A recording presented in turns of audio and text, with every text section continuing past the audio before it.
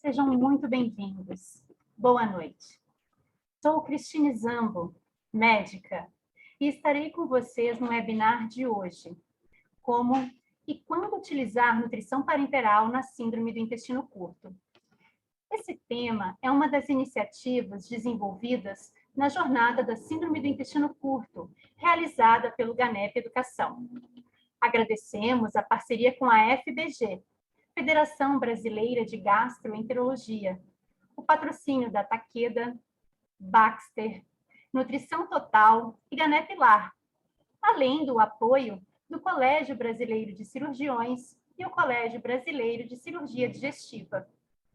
O GANEP Educação é a escola de cursos do Grupo GANEP e foca no desenvolvimento de conteúdos educacionais e técnicas de ensino ligadas a diversas práticas e áreas da nutrição clínica e terapia nutricional. Somos uma escola de nutrição humanizada, multiprofissional. Nosso objetivo é trazer os melhores cursos com base em temas-chave, tendências e formatos inovadores para que profissionais de saúde ligados à nutrição possam se manter atualizados e competitivos no mercado de trabalho. Em 2021, lançamos o projeto Curso de Nutrologia aplicada à prática do consultório, voltado exclusivamente para médicos. Já abordamos 3 temas anteriores, sobre distúrbios da motilidade gastrointestinal, doença inflamatória intestinal e intolerâncias alimentares, e contou com a participação de mais de 100 profissionais e obtemos avaliações 100% positivas. Agora, em agosto, nos dias 5 e 6, será a vez da síndrome do intestino curto. Nesse módulo, o DISIC, o objetivo é ampliar a habilidade dos médicos para o diagnóstico, bem como o manuseio clínico e cirúrgico das condições consequentes a ressecções intestinais maciças. Inclui orientações específicas de como alcançar a reabilitação intestinal ótima, alertando para as principais potenciais complicações. Apresenta a correta indicação da terapia nutricional parenteral, enteral e oral e a nova abordagem hormonal para a síndrome do intestino curto. Confira a seguir o que os médicos dizem sobre esse projeto. Boa tarde, meu nome é William, eu sou nutrólogo e eu já participei de 2 cursos de nutrologia para o consultório do GANEP. Me surpreenderam bastante, a qualidade do curso é excepcional, o conteúdo, além de ser bem abrangente, ele enfoca bem algumas dores do dia a dia no consultório, né? Algumas questões que são mais recorrentes, mais comuns, e foi fantástico, né? O time de professores é muito capacitado, a gente percebe que todo o conhecimento ele é muito pautado nas melhores e nas mais atuais evidências mesmo, né? Você consegue grande confiança pelo que está sendo ministrado ali e é muito, o assunto é muito bem dividido, né? A gente consegue ver que são um time de professores muito experientes, muitos autores de livro. Estou muito satisfeito, assim, consegui aplicar muita coisa pelas aulas no dia a dia do consultório e é um curso que eu recomendo pela qualidade que está atrelada ao grupo. Olá, eu sou Ana Verusa Carneiro, médica geriatra, pós-graduada em Nutrologia e Nutrição Clínica. E hoje vim aqui para falar um pouco sobre o curso da GANEP que fiz, o curso de Nutrologia aplicada à prática do consultório. O módulo que eu fiz foi o módulo de intolerância alimentar. Olha, o que eu posso dizer foi que assim, foi muito enriquecedor. Foi muito importante para a minha área, mesmo já sendo da área de nutrição e nutrologia, o curso foi dado com muito carinho.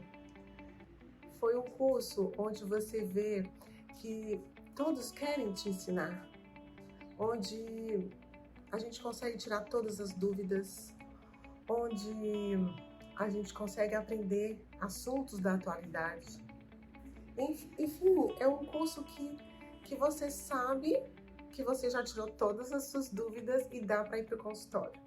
Dá para ir para o consultório para poder dar para o nosso paciente, para o nosso cliente, o melhor, aquilo que ele merece. Então eu convido aos meus amigos, aos meus colegas, não só geriatras, nutrólogos, mas médicos de outras áreas, que se juntem à GANEP e possam aprender a diversificar um pouco, né, essa medicina que nós fazemos, que seja uma medicina mais ampla, mais moderna, mais focada no global, no nosso paciente de verdade. Tá bom?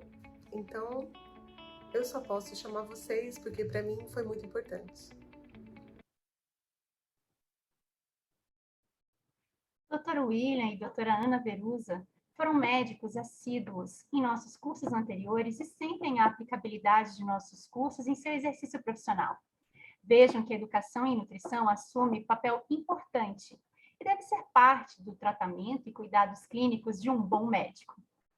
E hoje estamos aqui para falar sobre a nutrição parenteral na síndrome do intestino curto. Quando devemos utilizá-la e de que maneira? E para falar sobre um tema tão relevante e de extrema importância, temos a honra de ter conosco hoje nossa diretora e especialista no assunto, doutora Maria de Lourdes Teixeira da Silva, gastroenterologista, mestre e especialista em terapia nutricional e em síndrome do intestino curto. Quero lembrá-los que todos os que permanecerem conosco durante essa webinar receberão um certificado por e-mail em até 30 dias da data de hoje. Para receberem, pedimos que façam a solicitação pelo link que está disponível aqui no chat para vocês. Durante a aula, podem enviar suas perguntas através do nosso chat localizado no seu vídeo. Para os amantes de síndrome do intestino curto, para os resilientes que permanecerem conosco durante toda a webinar, mais uma oportunidade será dada para todos vocês. Fiquem conosco. Para iniciar, passo a palavra para a doutora Maria de Lourdes Teixeira da Silva. Olá, pessoal, boa noite. Estou muito feliz mais uma vez aqui com vocês e hoje é um tema que eu tenho dedicado um tempo muito grande da minha prática médica no cuidado desses pacientes. E eu vou procurar hoje fazer um aperitivo aí do que vai ser o nosso módulo e tratar um pouco da nutrição parenteral, como é que ela entra na vida desses pacientes, no seu domicílio, como é que ele vai tocar a vida recebendo nutrição parenteral praticamente diariamente. Então, eu vou compartilhar aqui com vocês. Quero que esse encontro seja bastante informal, vocês ficam bem à vontade para a gente poder discutir e esgotar esse assunto. Aqui eu quero mostrar para vocês a nossa experiência com esse tema. Essa experiência já está há mais de 30 anos que eu cuido desses pacientes e é uma delícia para nós aprender cada vez mais. E se vocês acham que sabem pouco, tenham certeza que a gente também não sabe muito e que a gente aprende todos os dias. Hoje nós vamos conversar aqui um pouco com vocês sobre a síndrome de intestino curto e a falência intestinal.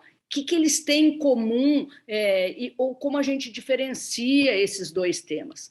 Depois nós vamos passar para a nutrição parenteral domiciliar, para quem, por quanto tempo, como que nós vamos fazer isso, quanto nós vamos dar, e aí não é possível falar de nutrição parenteral no domicílio sem falar das principais complicações com o uso prolongado da nutrição parenteral, que é a infecção da corrente sanguínea relacionada ao catéter e as complicações hepáticas. Esses dois temas, eles levam muitas vezes esse paciente para a mesa do transplante, ou por perda de acessos venosos, ou também por falência hepática em razão de toda essa mistura de falência intestinal com necessidade de manter um catéter venoso central. Mas eu também queria conhecer um pouquinho vocês, eu gostaria de fazer uma pergunta inicial, que é quem de vocês aí já prescreveu nutrição parenteral no domicílio? Aqui uma respostinha bem simples, só mesmo para a gente conhecer um pouquinho melhor vocês. Para participar, pessoal, vocês vão acessar a barra que está na parte de cima da tela, opções de visualização, anotar.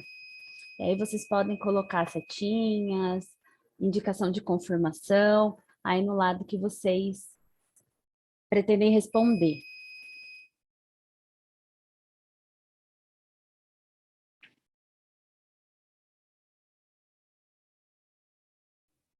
Alguns já estão respondendo, doutora. A gente tem um time aí que colocou que ainda não prescreveu a parenteral.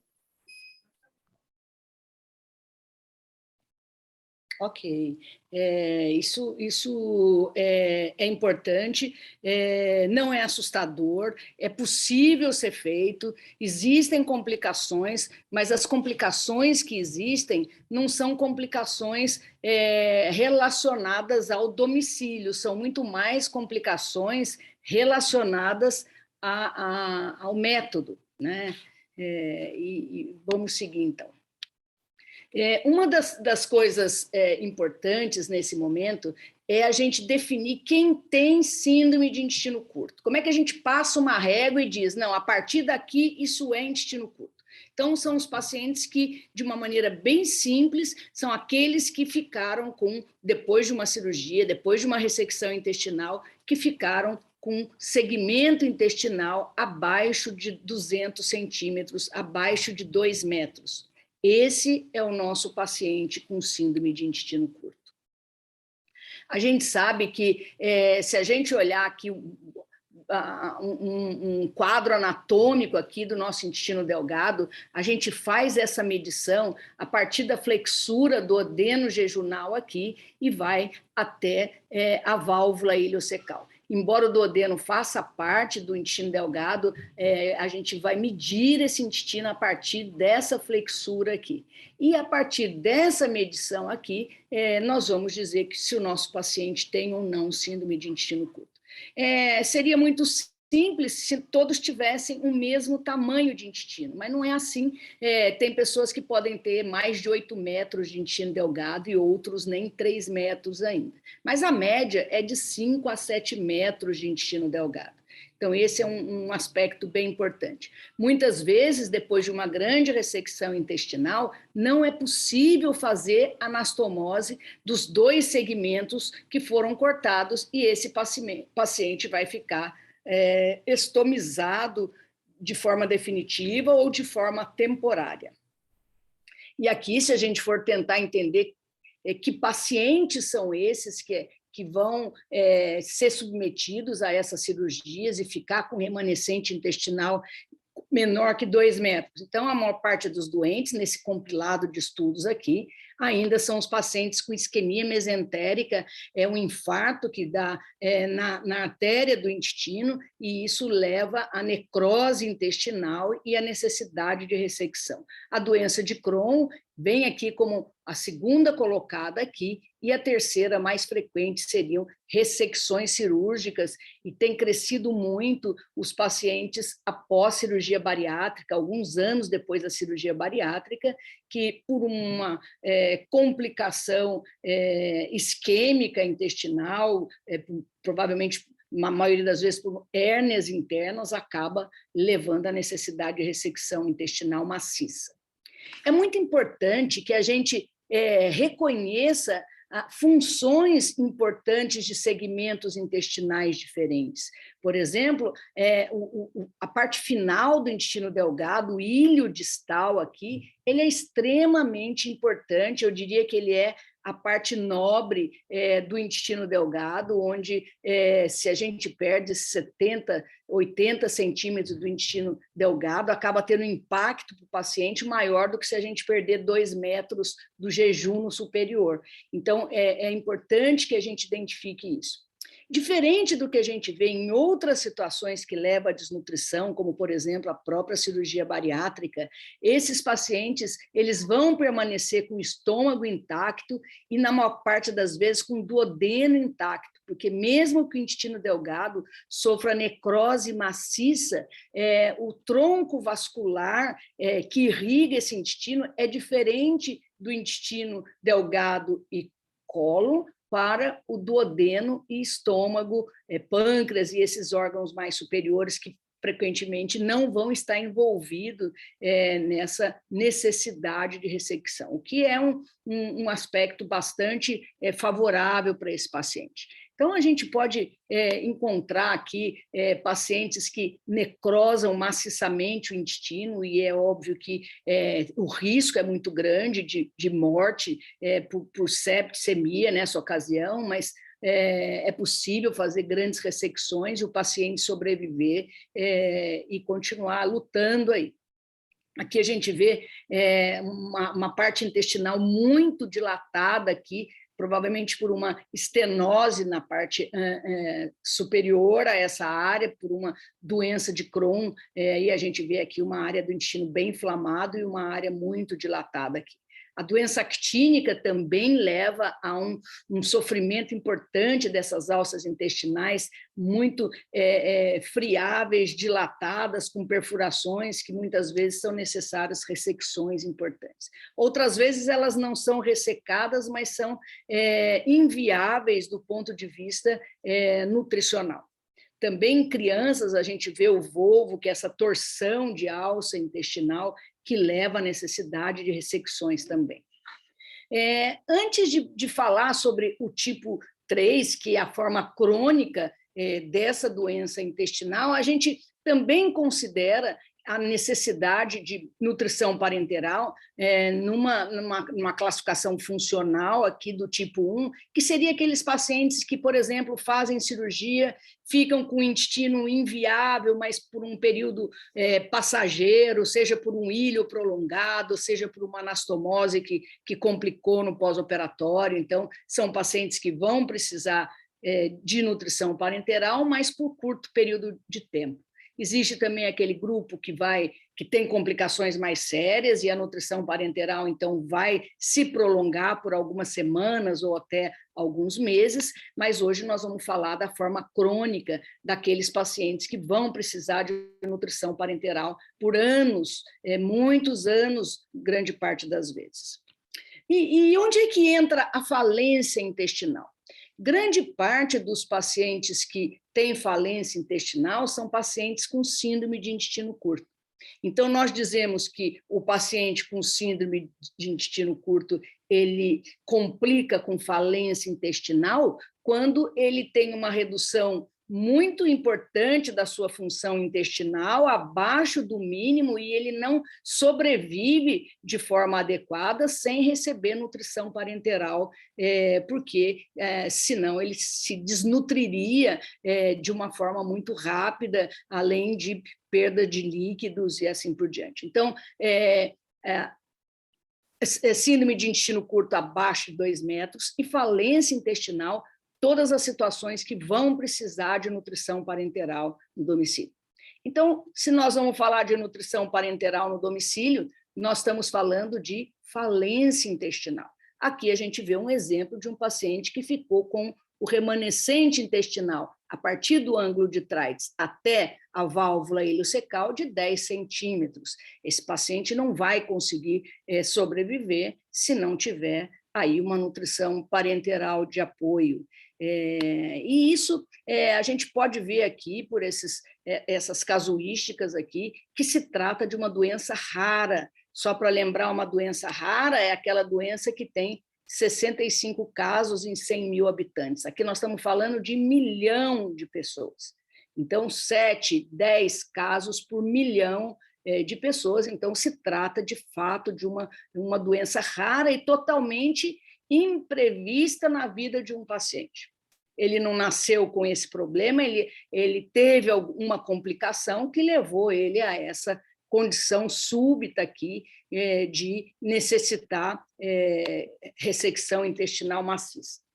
Quando é que a gente sabe que o nosso paciente se encaixa na falência intestinal?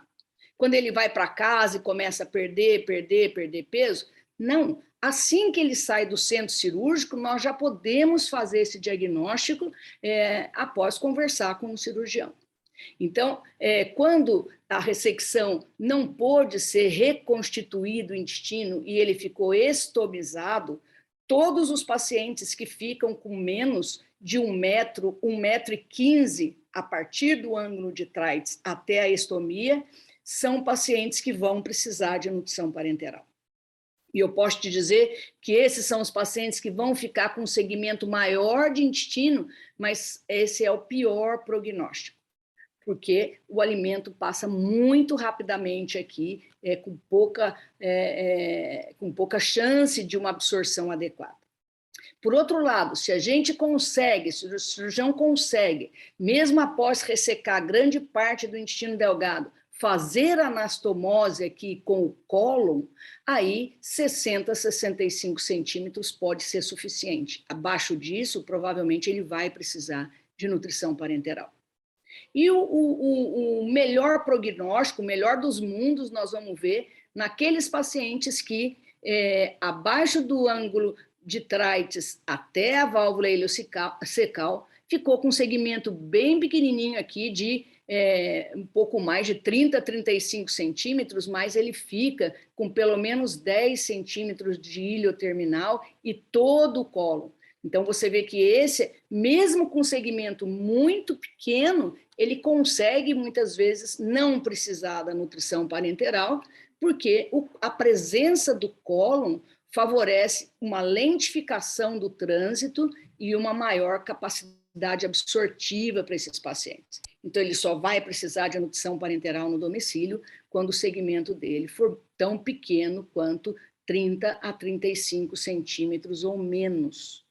Aqui, só para exemplificar alguns casos, o meu primeiro caso aqui, que foi no final da década de 80, início dos anos 90, essa paciente viveu por 7 anos com 14 centímetros de intestino delgado. Seguramente hoje a sobrevida dela seria muito maior com os conhecimentos que a gente tem hoje.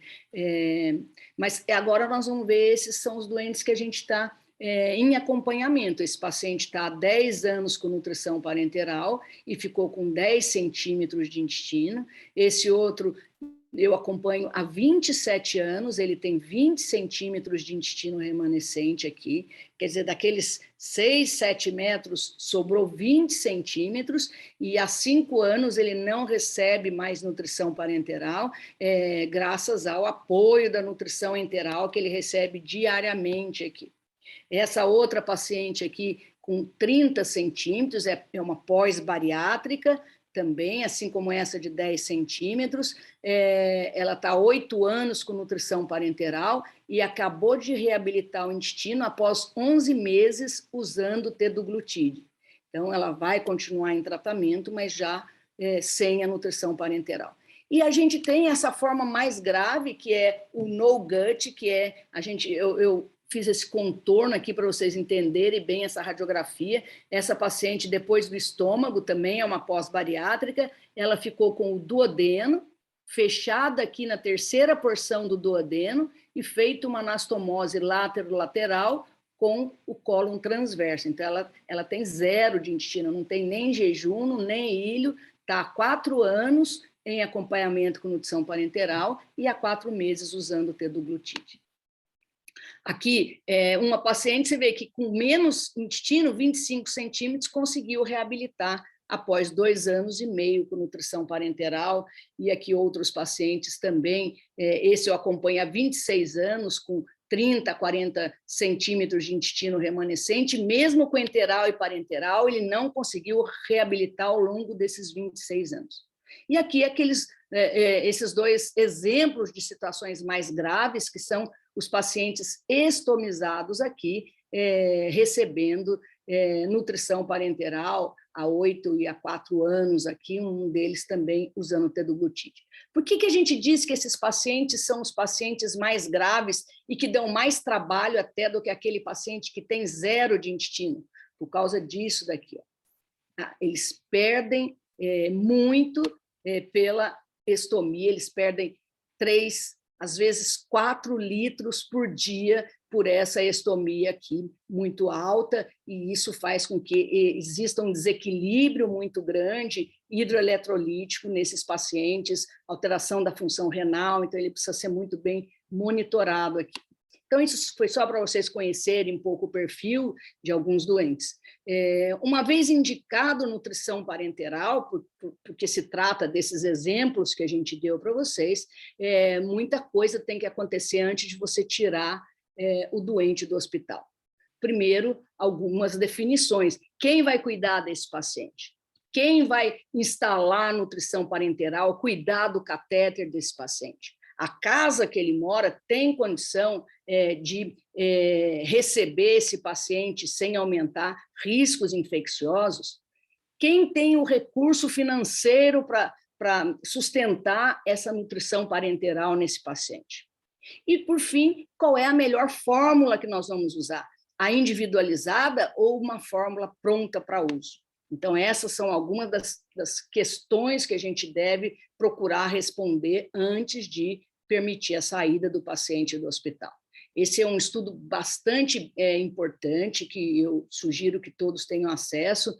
Ele foi realizado em 22 países, 65 centros de reabilitação intestinal e mais de 3.000 pacientes recebendo nutrição parenteral no domicílio, sendo mais de 90% doença benigna. Quem vai cuidar desses pacientes? O enfermeiro pode cuidar de uma empresa de home care, por exemplo, o próprio paciente pode cuidar, um familiar do paciente pode cuidar, é muito comum na criança, por exemplo, a mãe cuidar desses aspectos. Então, aqui a gente mostra há 27 anos atrás, o nosso paciente foi muito bem treinado aqui para fazer o seu autocuidado em casa. Então, está ele aí cuidando do seu catéter. Nos dias atuais também essa é uma maneira muito adequada de cuidar desses pacientes, o próprio paciente fazer o seu autocuidado.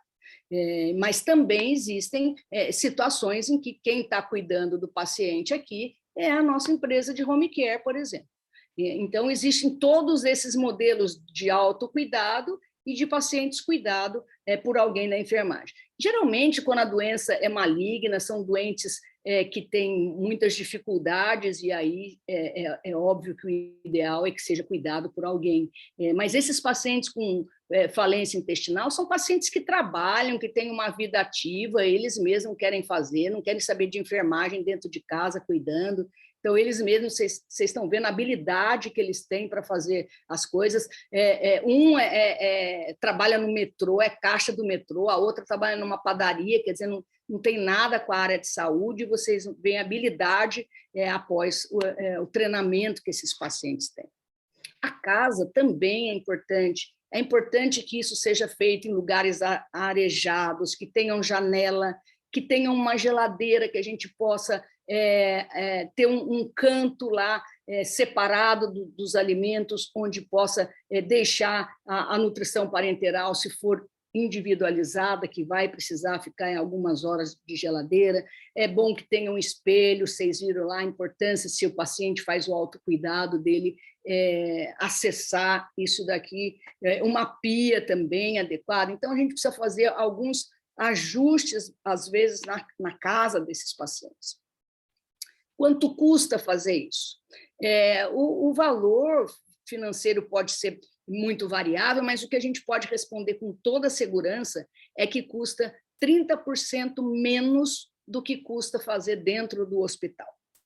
No hospital, o impacto maior é a hotelaria, no domicílio, o impacto maior é a própria nutrição parenteral mesmo, mas geralmente, em diversos estudos, a conta é mais ou menos essa, menos 30%.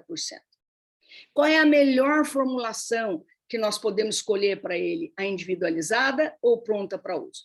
vocês vão ver que é possível fazer a nutrição no domicílio, tanto com a fórmula individualizada, quanto com a fórmula pronta para uso. Nesse grande estudo aqui, com mais de 3.000 pacientes, os que tinham a doença benigna, como falência intestinal, você vê que a maioria recebeu fórmula individualizada. Os que tinham doença maligna, que são pacientes oncológicos com quadros obstrutivos, pacientes já mais graves e com uma doença avançada, aqui a nutrição industrializada, pronta para uso, foi mais prescrita do que a individualizada.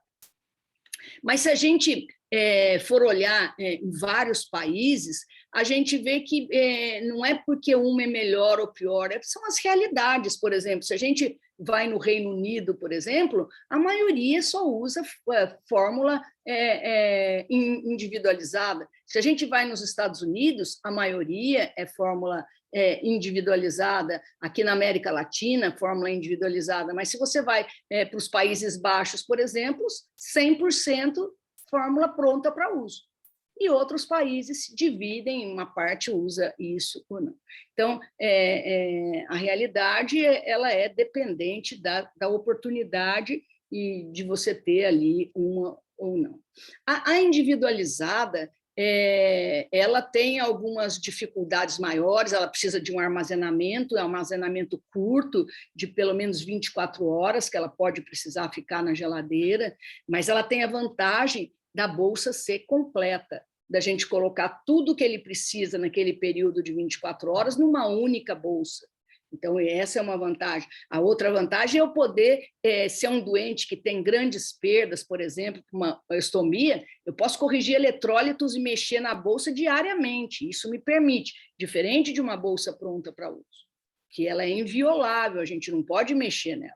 Então, isso tem algumas vantagens, mas também tem desvantagem, que é essa de você precisar armazenar. O armazenamento é curto, mas ela permite que você atinja a meta nutricional e dê exatamente o que aquele paciente está precisando ali. Então, corrige mais rapidamente os distúrbios hidroeletrolíticos aqui, permite que a gente dê doses adequadas de cada um dos nutrientes, isso é importante. Já pronta para uso, ela pode ter a vantagem de ter um menor custo, muitas vezes. Ela pode ser armazenada dentro de uma gaveta da cômoda do quarto do paciente por um período de até 2 anos. Por quê? Porque a bolsa multicompartimental permite com que nutrientes que não possam ficar muito tempo em contato se mantenham separados até a hora de instalar no paciente, que você quebra esse lacre e mistura todos os nutrientes. Mas a gente não pode esquecer que ela não tem vitaminas e minerais. E esses pacientes precisam receber vitaminas e minerais. Então, isso cria uma dificuldade a mais, que é você ter um acesso a mais para receber vitaminas e minerais. Mas é possível fazer das duas maneiras a nutrição parenteral no domicílio. Esse estudo é bem interessante, que ele vai meio que orientando. Se você tiver disponível as duas bolsas, a individualizada e a pronta para uso, prefira a individualizada para aqueles pacientes que têm necessitam de maiores cuidados, que têm maiores perdas, que têm um maior consumo, e deixa para fazer a pronta para uso para aqueles pacientes mais estáveis, que não têm diarreia, que têm um volume bastante estável, não tem nenhuma falência orgânica. Então, esse pode ser uma maneira da gente diferenciar ou escolher melhor. Então, a gente precisa lembrar que então, a nutrição parenteral para esses pacientes com falência intestinal, ela é considerada terapia primária, porque ela é fundamental para a sobrevivência desses pacientes. Só que ela pode ser, por exemplo, transitória e irreversível. Ele pode precisar de uma nutrição parenteral exclusiva por um período de 1 ano, por um período de 6 meses, por exemplo. A gente está vendo pacientes com fístulas aqui, o abdômen aberto, essas fístulas, essas alças intestinais para fora, mas depois que ele vai para o tratamento cirúrgico, que ele se equilibra para fazer essa cirurgia, e isso acontece, provavelmente ele deixa de ter uma falência intestinal e reassume sua vida sem precisar de nutrição parenteral.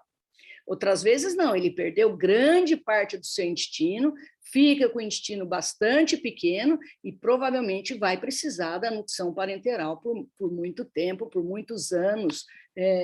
Então, isso é importante. Aqui, esse paciente recebe, além da nutrição parenteral, dieta enteral noturna também. Por que a gente vai dar, já que ele tem 20 centímetros só de intestino, para que a gente ainda vai sobrecarregar isso com nutrição enteral?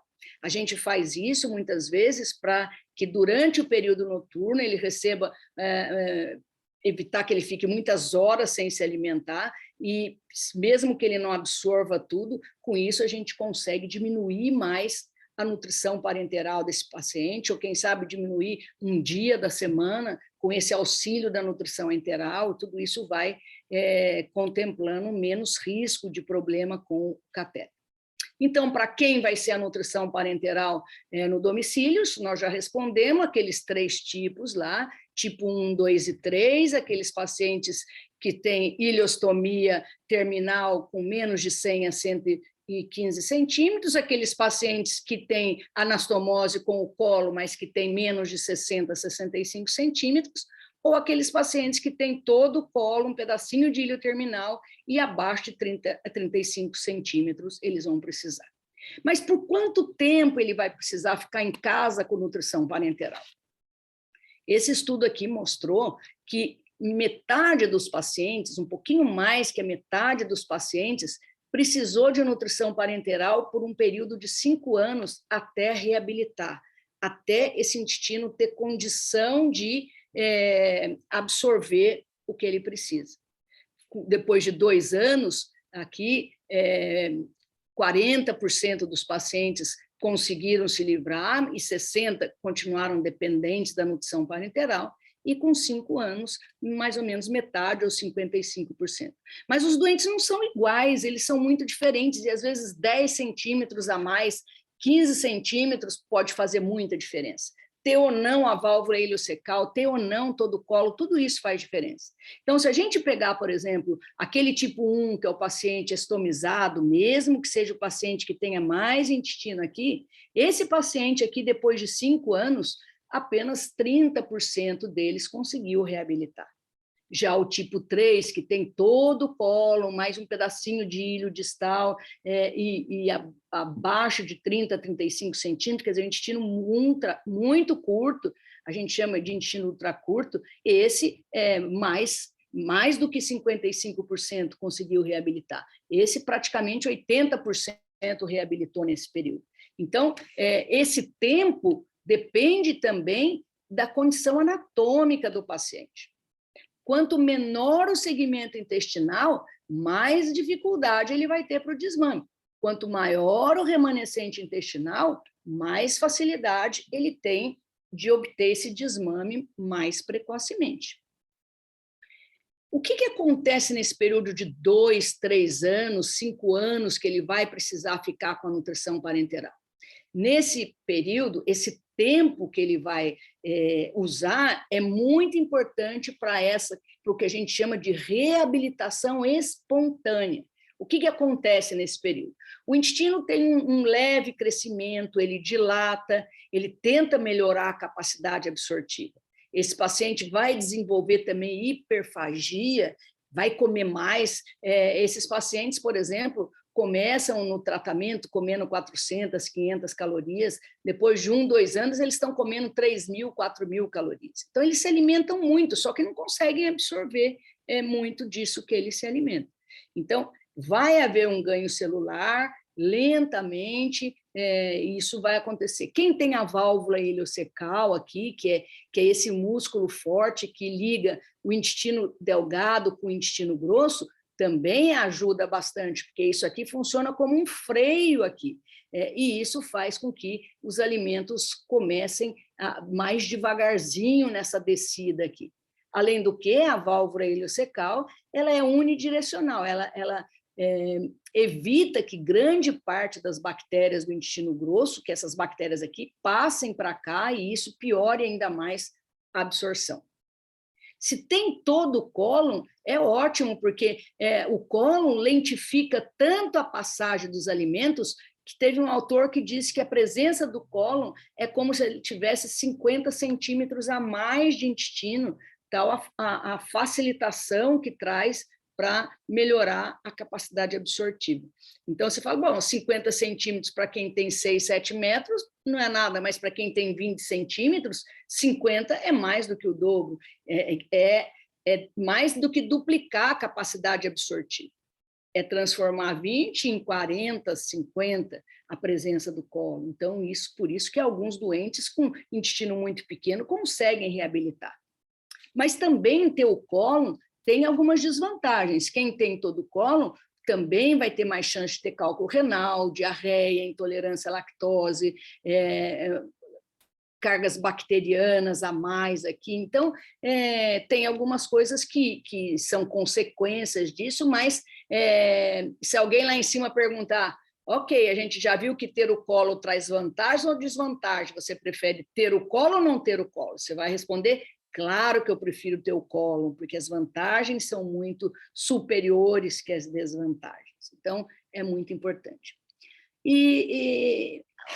Então, o que nós já vimos até aqui? Nós já vimos que esses pacientes, já sabemos quem vai precisar de nutrição parenteral, já sabemos qual é o tempo, mais ou menos, que eles vão precisar ficar, metade tem chance de reabilitar em até 5 anos. E a nutrição parenteral desses pacientes? Como é que ela precisa ser? Primeira coisa é que, conceitualmente, a gente chama de nutrição parenteral a curto prazo, aqueles pacientes que recebem por um período menor que 6 meses, por exemplo, uma complicação cirúrgica. E nesses pacientes, onde a gente prescreve a nutrição lá no hospital, os objetivos são diferentes da prescrição da nutrição parenteral no domicílio.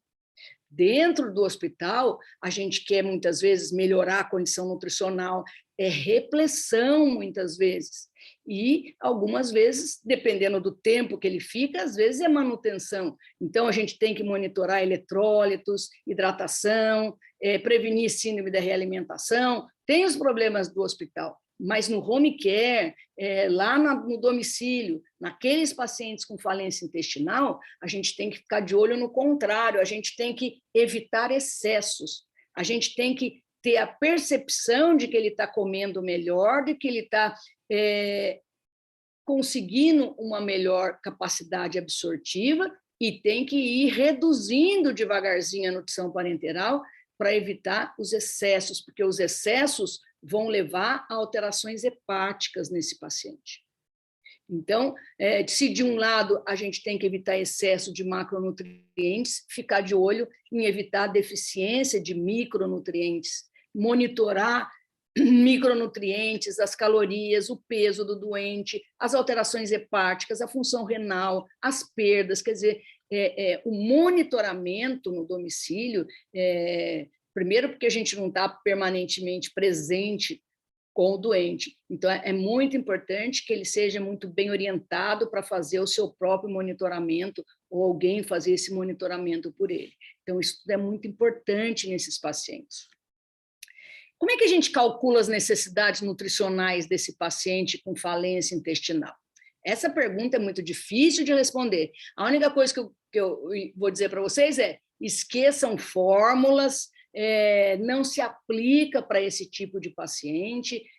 Aqui é mais ajustes que a gente tem que ir fazendo. A gente pode até trabalhar com aquela meta inicial do tempo que ele estava lá hospitalizado, que a gente queria dar para ele, que ele estava praticamente em jejum, então a gente queria dar 30, 35 calorias, com 1,5 de proteína, a gente pode começar com essa meta daí, mas isso vai se modificando à medida que ele vai se alimentando, à medida que ele vai tendo perdas, à medida que a doença progride ou melhora, à medida que a função hepática se altera ou não. Então, a gente tem que fazer uns ajustes, e para isso o peso é bastante importante para esse paciente.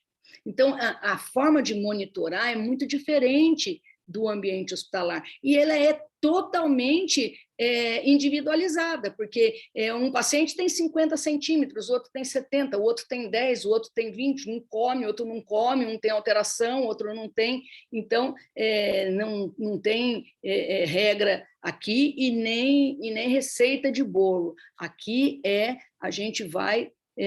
o que tem que ter em mente é sempre assim, dar pela nutrição parenteral a menor dose possível. Quando a gente faz isso, a gente não só está prevenindo complicações para esse paciente, como também está evitando passar do ponto, está evitando mexer muito, usar todos os dias o catéter. Esse catéter, se a gente, em vez de usar diariamente, usar 5 dias por semana, melhor, menos chance de complicações. Então, é muito importante que a gente vá sempre tentando diminuir essa nutrição parenteral. Esse estudo aqui, com 8 pacientes aqui, mostrou algumas coisas interessantes aqui. O desenvolvimento da hiperfagia desses pacientes, então, eles comem 1.700 calorias, mais ou menos 1.300 calorias, então você vê que eles chegam fácil a 3.000 calorias aqui. E qual é a capacidade, quanto eles absorvem disso daqui? É variável entre os doentes, por aquilo que eu disse. Uns têm 30, outros têm 40, outros têm 20, mas, de um modo geral, a gente tem que trabalhar com 35% a 45%, 50% do que eles comem, eles conseguem absorver. Então, por exemplo... Oi? Fazer a terapia nutricional do intestino curto é pensar fora da caixa, né? Totalmente. Totalmente fora da caixa, porque se você se ater a fórmulas, a regras de bolso, você sai totalmente da linha do paciente.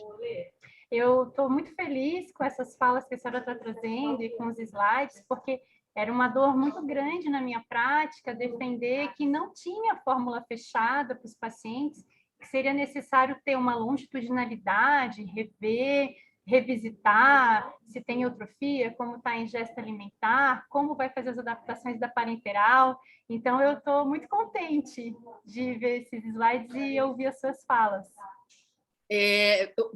Presta atenção nisso que eu vou te mostrar agora aqui, ó. Se o gasto energético desses doentes aqui era em torno de 1.700 calorias, quase, e eu prescrevia para eles 1.118 calorias pela nutrição parenteral, teoricamente, faltava para eles aqui 550 calorias, para ele receber o que ele precisa. Só que eles comem 1.700 até 3.000 e mantêm o peso. Então, isso é a grande prova que a gente precisa de que esses pacientes precisam comer isso mesmo, mas eles não absorvem.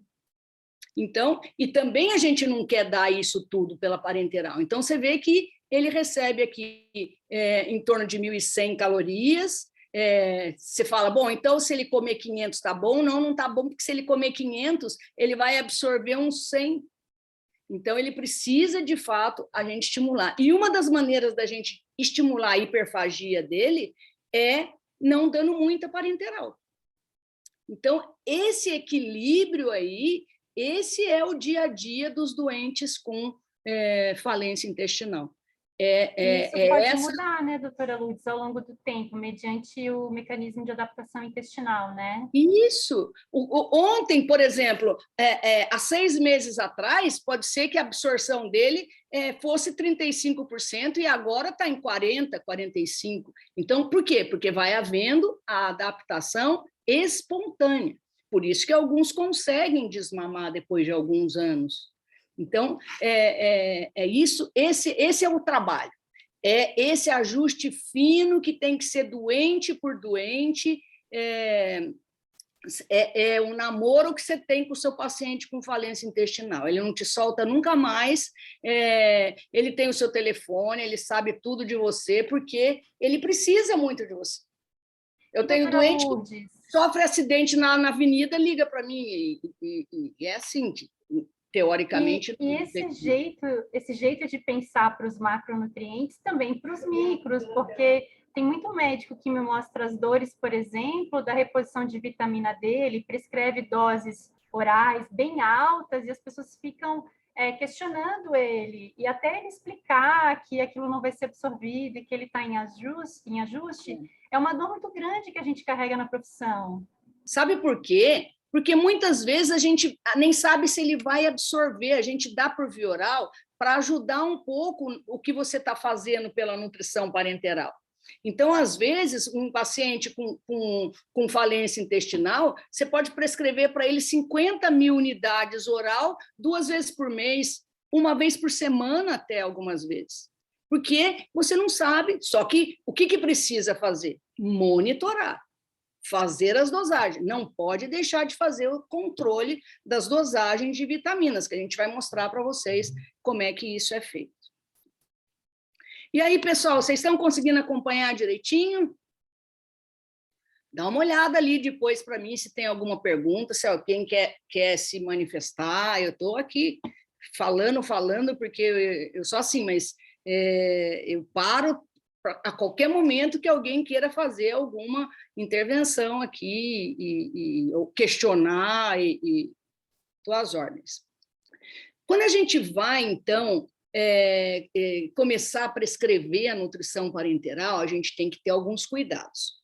Por exemplo, a nutrição individualizada, ela tem problema com transporte, ela vai ter que chegar na casa do paciente. Então, ela tem que ir numa temperatura adequada. Então, isso é importante a gente checar. Vamos ver quem que está fornecendo, o terceirizado que está produzindo a parenteral. Veja a temperatura, ele tem que ter um termômetro marcando a temperatura. Isso é importante. Outra coisa importante na nutrição parenteral, para tentar prevenir as alterações hepáticas, é fazer a nutrição parenteral cíclica. Em vez de fazer o esquema do hospital de 24 horas, assim que ele vai para casa, já ir tentando diminuir para 20 horas, 18 horas, até chegar em 12 e, eventualmente, até 8 horas. Então, e sempre tentando diminuir para ter menos impacto no fígado. Se bem que quando você faz isso e alivia o fígado, só não é bom para o osso isso. Para o osso, o ideal seria a nutrição contínua, mas por causa da absorção, que é muito irregular. Mas é importante isso daqui, ó. Botei até em vermelho aqui. A nutrição parenteral ela é necessária para esses doentes, mas na menor dose possível. Então, isso é muito importante. Não precisa excesso de nada, a gente tem que ir monitorando o doente. Vamos fazendo controles laboratoriais, albumina. Eu vou dizer para vocês que esses pacientes aqui, a gente não consegue encontrar neles deficiências nutricionais. Como a gente vê, por exemplo, nos pacientes bariátricos. Então, por quê? Porque eles recebem pela nutrição parenteral, mas a gente tem que manter a monitorização. Olhar aqui, escolher um bom polivitamínico para usar dentro da nutrição parenteral, podendo aqui seguir as recomendações da Aspen, da Espen, escolhendo vitaminas, perca um tempo no início, olhando se esse polivitamínico que você está usando tem as 12 vitaminas que ele precisa, checa se está dentro do preconizado, para você não dar nada faltando e nem em excesso. Também a mesma coisa a gente faz para os minerais. O ideal é que ele receba micronutrientes injetável diariamente se ele recebe nutrição parenteral. Então, esse é o ideal. E sempre ficar de olho aí, se ele tem algum sinal que possa fazer você lembrar que isso possa ser uma deficiência. Por exemplo, às vezes, já aconteceu comigo de faltar um polivitamínico e ser substituído por um outro que não tinha vitamina B1. E o paciente começou a fazer nistagmo. Eu falei, mas o que esse paciente está fazendo nistagmo se ele recebe tudo todos os dias? Aí eu fui descobrir que ele não estava...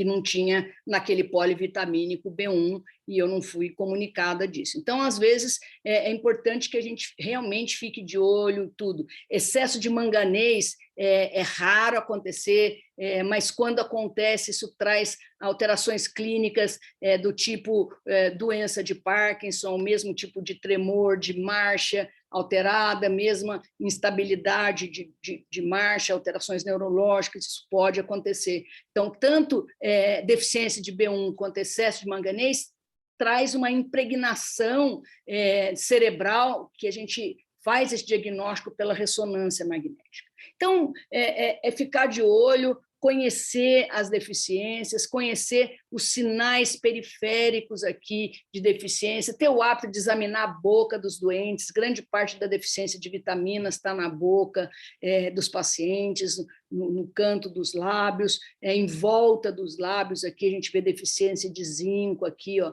ela é periorificial, com bastante frequência aqui. A gente teve uma paciente aqui com deficiência de cobre, porque era uma bariátrica, tinha parte do estômago tinha sido estava totalmente fora do trânsito, precisou converter depois. Então a gente é importante que a gente identifique, procure, rastreie esse paciente, porque ele está totalmente sob seus cuidados. Tem vários medicamentos que eles precisam, geralmente são medicamentos antimotilidade, para que ele tenha mais tempo de absorver, mas toda vez que você dá muito remédio antimotilidade para lentificar o tempo de trânsito, você também não pode esquecer que o peristaltismo ajuda a varrer bactérias. Se você diminui muito o tempo de trânsito, cresce mais bactérias também. Então, são equilíbrios que a gente tem que ir fazendo para esses pacientes aqui. Então, vários medicamentos a gente pode precisar usar nesses pacientes, a gente vai ver isso com mais detalhe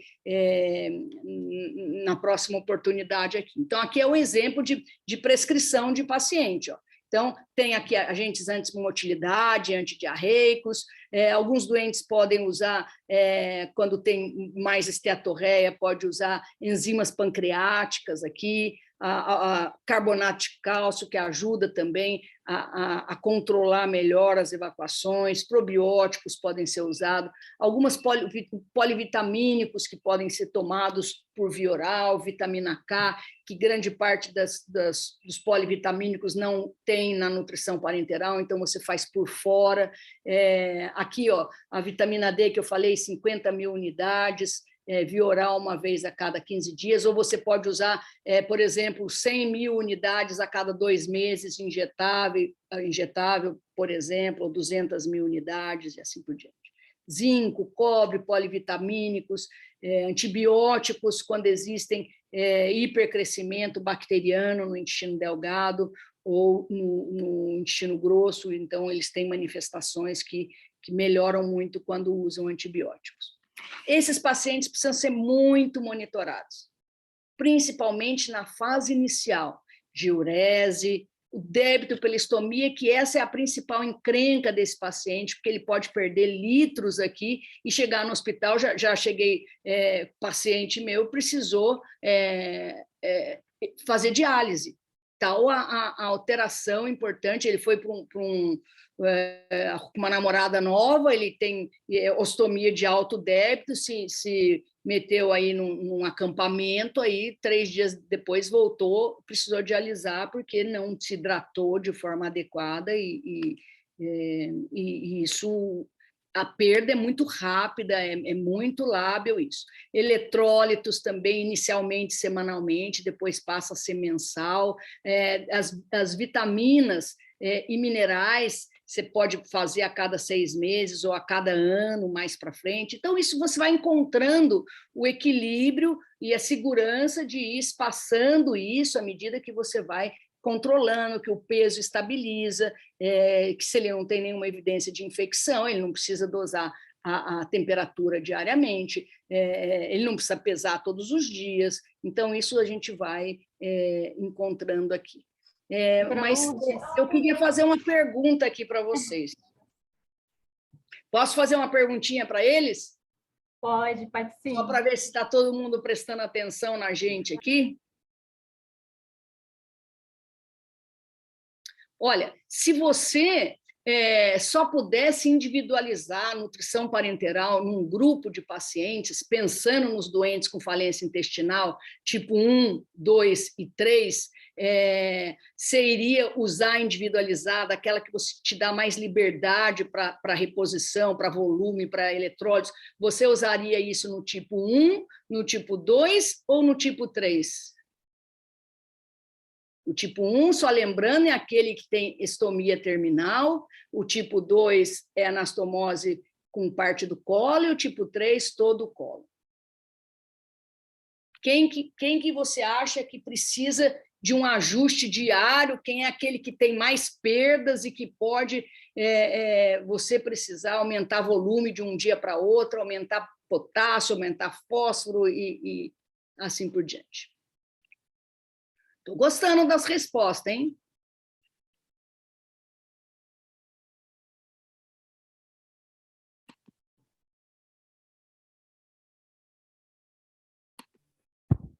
Doutora, está o resultado da enquete, 86% acredita que seja o tipo 1. Parabéns, pessoal. É isso mesmo, tipo 1, porque é aquele que a gente vai precisar de mais possibilidades aí de fazer ajustes finos diariamente até nesses pacientes. Vocês querem que eu dê uma paradinha para a gente ir respondendo e olhando o chat? Como que vocês preferem? Ou eu deixo para o final? Olha, doutora, a gente já tem algumas perguntas aqui super interessantes. Então, vamos lá, vamos acompanhar isso aí. A gente tem, eu separei aqui a primeira pergunta do Dr. William, se a senhora calcula algum alvo de velocidade de infusão de glicose, se vai até 5 miligramas quilo minuto nessas parenterais domiciliares. Isso é muito difícil a gente chegar nessa quantidade tão alta de glicose nesses pacientes. Geralmente, a gente começa com 20 horas, com mais ou menos 1.500 ml. A glicose desses pacientes ela é uma glicose mais diluída.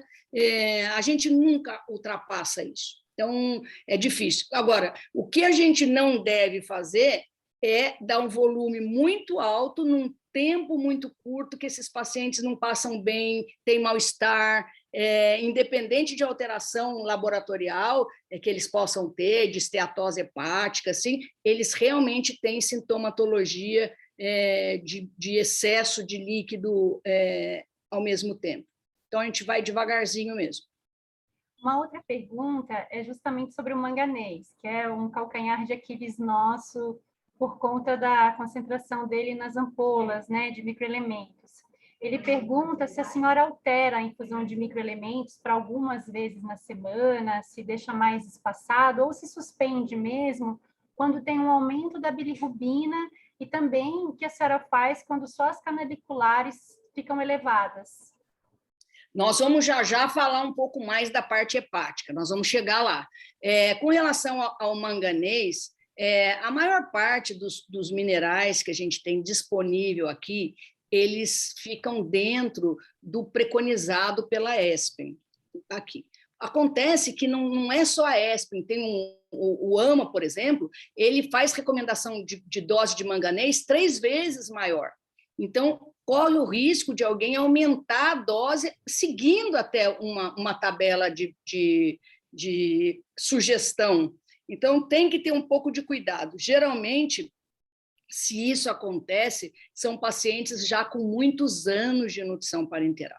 E o ideal é suspender, porque esses pacientes podem não ter sintoma nenhum, podem ser descobertos por acaso, fazendo uma ressonância magnética por qualquer outra alteração, ou ter sintomatologias neurológicas aí bastante importantes. Então, realmente, quando está alta, você tem que suspender, e se for uma nutrição parenteral para curto prazo, tudo isso, é suspender o quanto antes essa nutrição parenteral, ou, no mínimo, o manganês. Se for um paciente de longo prazo, como são os pacientes de intestino curto, tentar usar micronutrientes que não tenha manganês mas esse manganês vai ter que ser suspenso por um período para desimpregnar isso daí.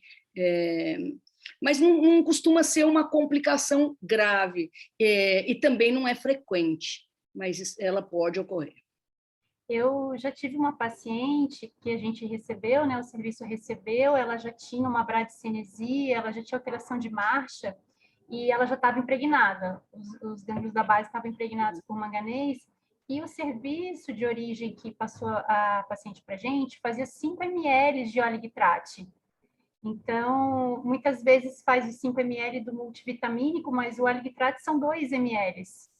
Então, ela estava com isso também, isso às vezes confunde as pessoas, né? Um é 5 ml, outro é 2 ml, outro até eles substituem, acaba um, põe o outro, quer colocar o mesmo volume, quando você vai ver, você está dando o dobro ou 3 vezes a mesma dose. Isso pode acontecer. E a gente suspendeu, então, os microelementos, e aos poucos ela foi retomando a normalidade, os sintomas neurológicos passaram. E aí eu já emendo fazendo uma pergunta minha mesmo para a senhora, qual a sua opinião sobre a nova ampola de microelementos, o Adavem, para as pessoas que fazem parenteral domiciliar? Olha, a gente nunca teve uma tão completa, né? Com tantos minerais assim. As doses delas são totalmente dentro do preconizado pela ESPEN. Então, eu já chequei componente por componente. Então, eu acho que, do ponto de vista de dose, a dose não tem nada em exagero. A gente costuma ver exageros em alguns polivitamínicos, que eu não sei de onde eles tiraram aquelas doses lá, além de não ter todas, ter doses 3, 4 vezes maior, que ele é muito perigoso. Então, tenham bastante cuidado, percam tempo de olhar um por um aí, quando vai usar, qual é a glicose, se é a anidra, qual é o polivitamínico que a farmácia usa, qual é o mineral, qual é o que você vai escolher se usar a fórmula pronta. Então, isso é muito importante. E sempre fazer o monitoramento aí, numa fase inicial, mensalmente, depois ir espaçando mais. E a última pergunta, antes da gente retomar a aula propriamente dita, é uma pergunta da doutora Patrícia Chagas, se para a realização de exames com contraste, se é necessário pausar a parenteral horas antes do exame. Não, normalmente não. Se for contraste pelo trato gastrointestinal, é um contraste totalmente não absorvido. Então, esse não é o problema. A única situação em que a nutrição parenteral não deve ser usada é quando o paciente vai fazer o PET-CT, o PET-scan, aliás. O PET-scan, porque aí, por causa do tipo de contraste que é a base de glicose. Para todos os outros exames, eu já vi em hospitais você suspender a parenteral porque o doente está em jejum. Pelo amor de Deus, isso não é o caso, né? Você sabe que agora na BP a gente está com uma paciente também com deficiência com excesso de manganês, que veio de fora.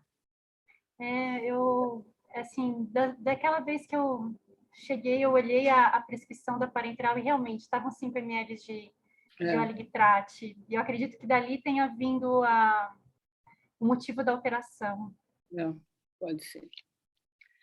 Bom, pessoal, então, o que a gente estava dizendo para vocês até aqui é que, geralmente, esses pacientes conseguem reabilitar uma parte deles, quer dizer, consegue desmamar a nutrição parenteral, que é uma outra maneira da gente dizer que o doente reabilitou, mas outras vezes não. E o grande problema desses pacientes que não reabilita logo é que podem aparecer complicações relacionadas ao uso da nutrição parenteral por um tempo muito prolongado, que se associa ou se agrava com a própria falência intestinal.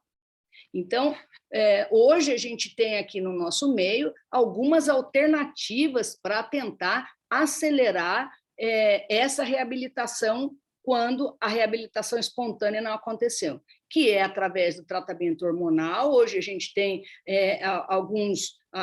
uma alternativa importante, a que a gente mais usa hoje são os agonistas do GLP-2, que é o teduglutide. No passado, nós usamos também o hormônio de crescimento, ele tinha essa mesma finalidade, só que não foi muito bem sucedido. Nós usamos há mais de 20 anos atrás e não conseguimos desmamar nenhum paciente. Ou a reconstrução do intestino desses pacientes, quando é possível fazer, naqueles casos de fístulas que a gente mostrou, ou mesmo essas cirurgias de alongamento intestinal que podem ser feitas. Ela é mais realizada em pacientes pediátricos, mas também é possível ser feita em pacientes adultos. O pediátricos acaba tendo mais vantagem, porque essa criança ainda vai crescer, e essas cirurgias possivelmente consegue mesmo uma maior chance de desmame. Tanto assim que essa também é uma das causas, essas possibilidades aqui de reabilitação, de reduzir hoje a taxa de transplante de intestino delgado. Mundialmente, a gente já vê nos últimos anos, de 2018 para cá, a gente já conseguiu ver um certo declínio dessa curva aqui. Então, aqui, por exemplo, eu tenho aqui uma estradinha de alguns doentes meus que estão fazendo o tratamento aqui com análogo do GLP-2. Então, essa aqui é a estradinha do meu paciente, que começa com uma carga enorme de problemas e, à medida que ele vai passando, ele vai deixando para trás. Meu primeiro paciente que eu consegui desmamar a nutrição parenteral, isso eu fiz com 11 meses, 10 para 11 meses de uso de teduglutide, e tem outros pacientes aqui já, um com 2 meses, 4 meses, 1 mês, o outro começando agora, o outro esperando o remédio chegar. Então, essa é uma nova forma da gente tentar evitar as grandes complicações dos pacientes, e seguramente, quando chegou esse momento aqui, esses pacientes todos já tiveram complicações importantes que a gente tenta abreviar agora com o desmame da nutrição parenteral. Aqui a gente vê as principais complicações relacionadas não só ao uso da nutrição parenteral, mas também à falência intestinal, mas a gente vai se fixar nessas duas aqui, que tem muito a ver com a nutrição parenteral e o uso de catéter prolongado nos nossos pacientes. A grande complicação, a complicação temida pelos pacientes é essa, que é a infecção da corrente sanguínea relacionada ao catéter.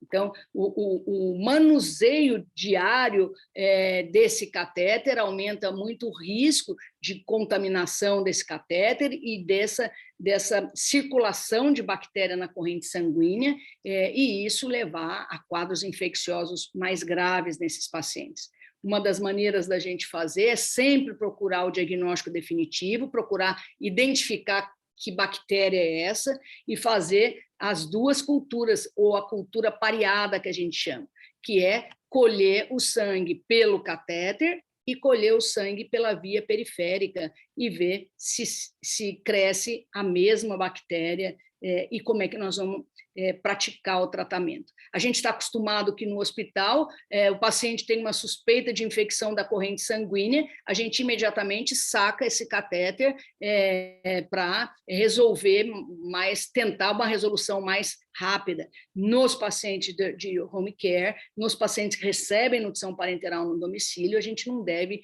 tirar rapidamente, a gente muitas vezes consegue salvar o catéter, consegue tratar essa infecção sem tirar esse catéter. Os 3 tipos de catéter possível para fazer a nutrição no domicílio. A primeira opção, tanto pela Aspen quanto pela Espen, é o catéter tunelizado, que você deixa a ponta dele na veia cava superior, lá quase junto ali da entrada do átrio, mas não sai na veia direto, como a gente vê nos hospitais, mas faz um túnel subcutâneo, e o catéter sai mais aqui, é exteriorizado mais abaixo aqui, tem a finalidade, esse catéter tem cuff aqui de fixar melhor aqui e reduzir o risco de infecção aqui com esse catéter muito bem fixado no subcutâneo. Então, essa é a primeira opção. Também o catéter totalmente implantável aqui também pode ser usado, mas geralmente se prefere esse catéter quando o acesso é intermitente, porque senão você teria que fazer punções diárias aqui nesse catéter. Esse catéter, quem gosta muito dele são os doentes oncológicos, que eles são usados uma vez por mês, e quando não estão sendo usados, esse catéter fica totalmente subcutâneo, então ele pode praticar esporte, pode nadar, pode ir na piscina, porque esse catéter não aparece diferente desse tunelizado aqui, que ele é semi-implantável, uma parte fica para fora. E tem o PIC, que os guidelines não recomendam que a nutrição parenteral seja feita pelo PIC, mas ele é o catéter mais utilizado, apesar deles não serem recomendados. A Aspen fala até que se for por menos de 30 dias, pode ir com o PIC, mas atenção, porque tem um risco maior de trombose. Já a Aspen não indica, eventualmente, se for por um período menor que 3 meses. Outro aspecto importante é posicionar o catéter muito bem para evitar complicações mais sérias. E um dos pontos anatômicos que a gente usa para posicionar bem o catéter é a carina aqui. E então, se a gente passa o catéter do lado direito, esse catéter deve ficar, a ponta dele acima da carina. Se o catéter vem pelo lado esquerdo, atravessa aqui, aí ele já fica abaixo da carina, o melhor posicionamento desse catéter. O que a gente vê é que não existe uma diferença muito grande de redução de infecção, seja pelo tunelizado, seja pelo PIC, quando se compara os dois, mas a gente consegue perceber, sim, que com o passar dos anos, as infecções tendem a diminuir, em termos de 1,57, por exemplo, por cada 1.000 dias de nutrição parenteral. É assim que a gente contabiliza a infecção. Então, a gente vê que nos últimos anos a tendência é reduzir, e aqui a gente compara o PIC com o tunelizado, tem estudos que mostram que o PIC infecta mais, tem outros que mostram que o tunelizado infecta menos também, ou mais, então isso tem essa variação entre os estudos.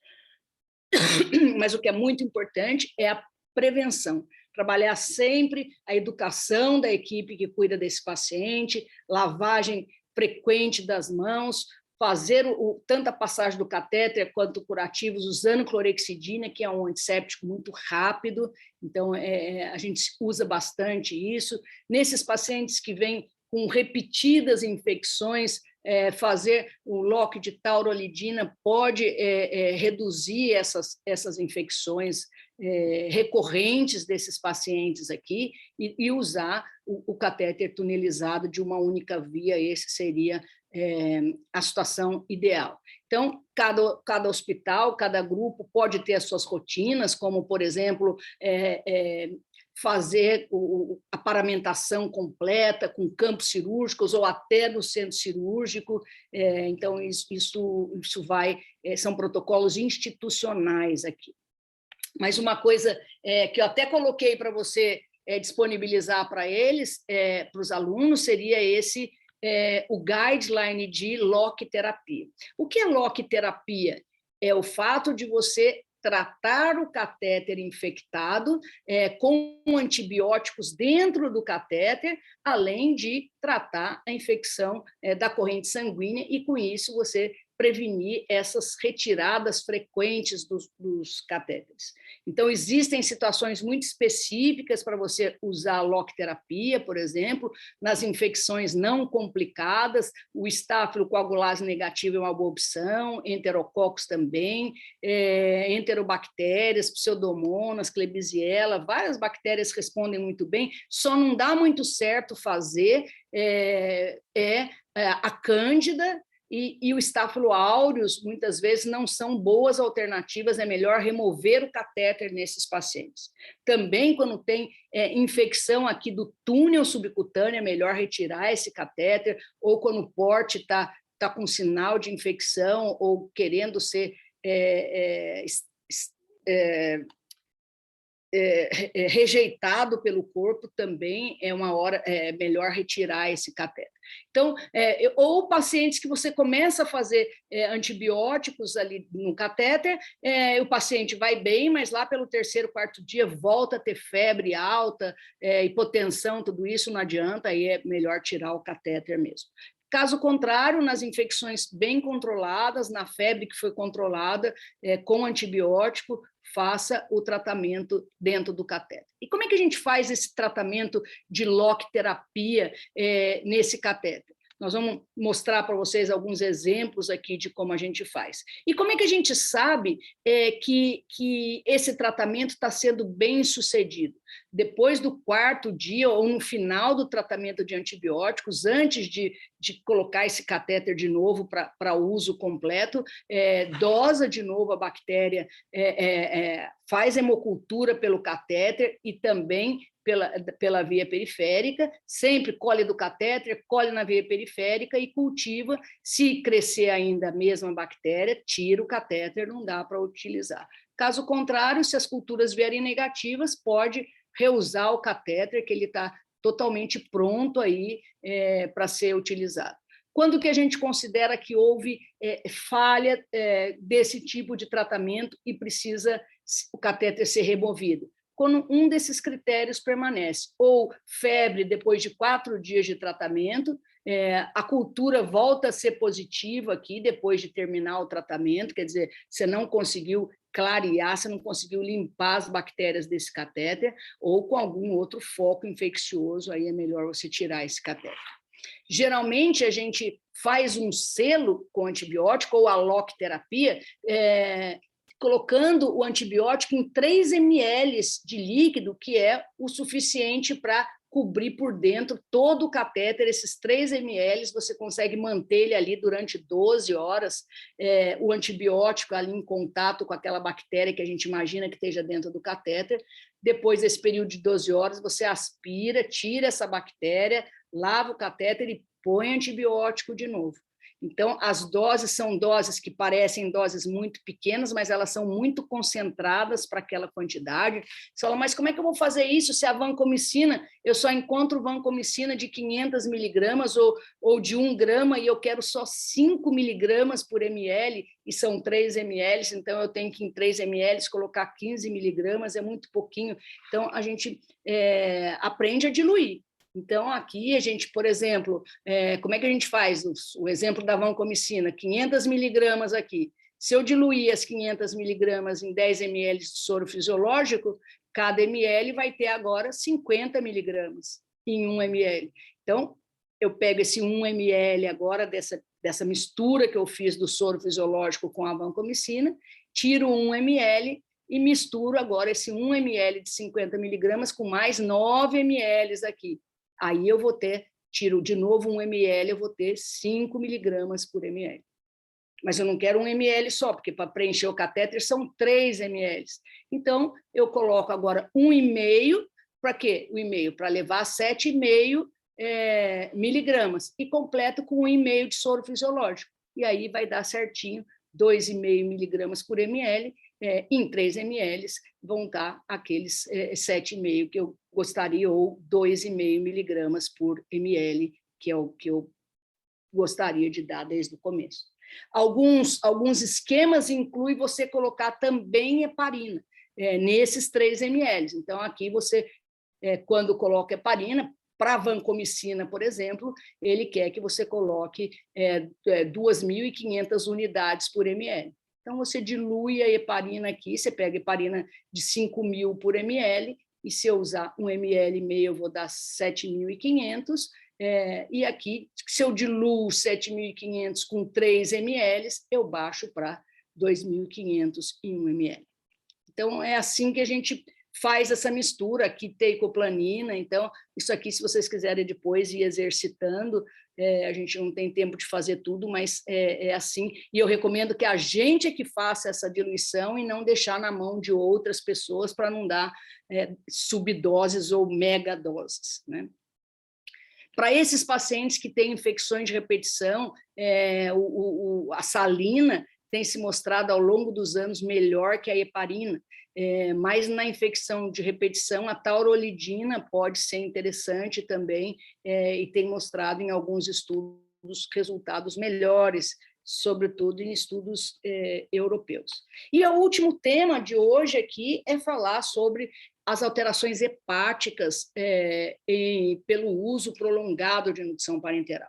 Então, começou a alterar a função hepática, a gente tem que pensar em 3 aspectos de imediato: os relacionados com fígado, por exemplo, lama biliar, cálculo na vesícula, esteatohepatite ou colestase. Então, fazer um ultrassom de abdômen, checar as enzimas. Então, esse é um passo importante. O segundo passo é pesquisar a infecção. Infecção faz com que as enzimas hepáticas subam muito rapidamente. Eu tenho uma paciente que, todas as vezes que ela começa com sintomas abdominais, de distensão, de diarreia,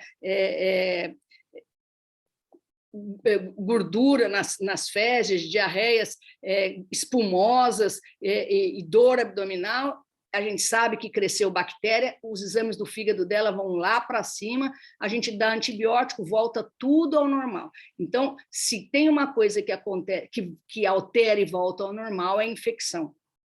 Já o excesso de calorias, o excesso de lipídio, isso tudo pode levar à alteração hepática mais prolongada, e aí isso pode se consolidar em lesão hepática importante. Então, como é que eu sei que essa alteração hepática ela vai ser passageira ou ela vai ser por uma lesão no fígado mesmo? Então, a primeira coisa é checar a sua prescrição também.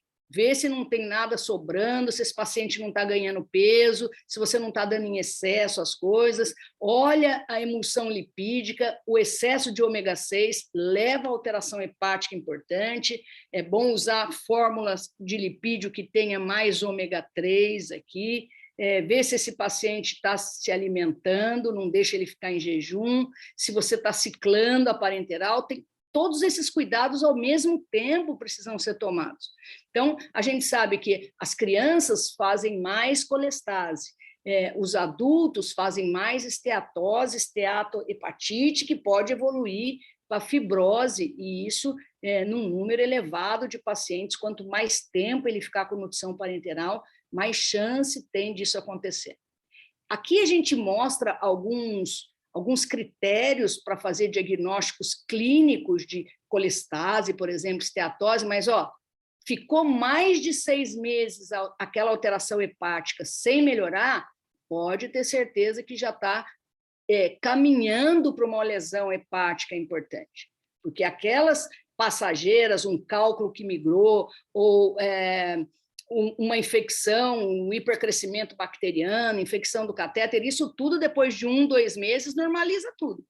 Se não está normalizando e se está aumentando desse jeito aqui, do gama-GT fosfatase ou bilirrubina direta aumentou mais de 1,5 vezes por 6 meses, isso é colestase. Então, tem vários critérios clínicos aqui para a gente fazer esse diagnóstico. Fez ultrassom de abdômen, deu esteatose? Isso é esteatose, aquela alteração hepática por esteatose. E assim por diante. Então, a gente tem ferramentas clínicas para fazer esse diagnóstico, mas a gente pode ir à frente, porque o padrão ouro para saber exatamente o que está acontecendo naquele fígado é a biópsia hepática. Muitas vezes, a gente pode precisar ter que fazer biópsia hepática nesses pacientes. E lembrar que as alterações hepáticas elas podem acontecer dependentes do paciente ou dependentes da nutrição. Dependentes do paciente, não pode deixar esse paciente sem se alimentar. Ele tem que fazer as refeições direitinho. Quanto menor o intestino dele, quanto mais curto o intestino, mais chance ele tem de desenvolver alteração hepática. Começou com sinais de hipercrescimento bacteriano, queixas abdominais, entra logo com antibiótico para já normalizar essa alteração. Se tem infecção do catéter, trata de forma rápida também. Tudo isso, quanto mais a gente demorar para tratar, mais a lesão pode se estender, né? Então, é muito importante que a gente reveja a prescrição. Começou a alterar o fígado, tem que usar a emulsão lipídica que tenha óleo de peixe, eles respondem com melhora, é isso que os guidelines estão recomendando. Então, o tipo de emulsão lipídica importa quando o processo começa a alterar. Enquanto tiver tudo certo, você pode usar uma emulsão que não seja, que tenha um valor menor, mas começou a alterar, você precisa rever toda a sua prescrição. Então, evitar excesso de energia, excesso de glicose, excesso de aminoácido, nada pode ser em excesso nesses pacientes aqui. E muitas vezes você pode precisar fazer tratamento medicamentoso. Então, existe um guideline para falência hepática, que ele recomenda prevenção de infecção sempre, e o tratamento mais precoce possível, tudo isso para melhorar a alteração hepática ou não deixar progredir as alterações hepáticas, e sugere também você usar emulsões lipídicas em doses menores. Se não for a que tenha ômega 3, a outra evitar dar mais de que 1 grama por quilo nesses pacientes sempre, e cuidado com as fórmulas prontas, que às vezes elas vêm com cargas de lipídio maior do que aquele paciente tolera. Então, eu já vi colegas quebrar o lacre do lipídio umas 3, 4 vezes na semana, e não todos os dias, para tentar diminuir um pouco a oferta de lipídio para esses pacientes. Então, pessoal, a gente procurou abordar o máximo de assuntos relacionados à nutrição parenteral no intestino curto. Nós falamos sobre quem deve receber a nutrição na falência intestinal, com os 3 tipos lá, além dos no-gut também. Falamos da dose, que ela é dependente de vários fatores e, sobretudo, do quanto o paciente vai melhorando a sua capacidade de ingestão oral e absortiva.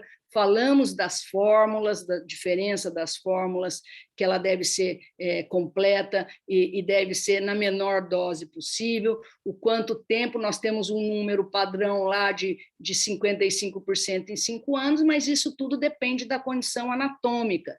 E falamos das 2 complicações mais sérias que podem levar esse paciente a perder acessos e ter infecções graves e precisar de um transplante, até transplante hepático.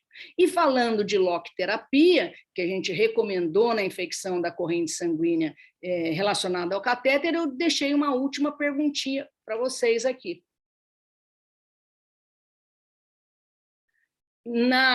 Qual a infecção da corrente sanguínea relacionada ao catéter a lock-terapia deve ser evitada? Então, em que infecção a gente não deve usar?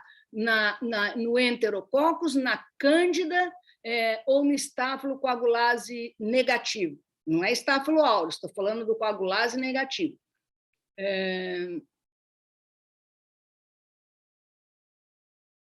Boa, pessoal, gostei, mais de 80% respondeu a cândida. Realmente, fungo não dá, a gente tem que tirar o catéter desses pacientes. Parabéns, pessoal, a gente falou bastante coisa, mas as respostas estão sendo tão positivas, é sinal que as coisas estão começando foram proveitosas aí para você.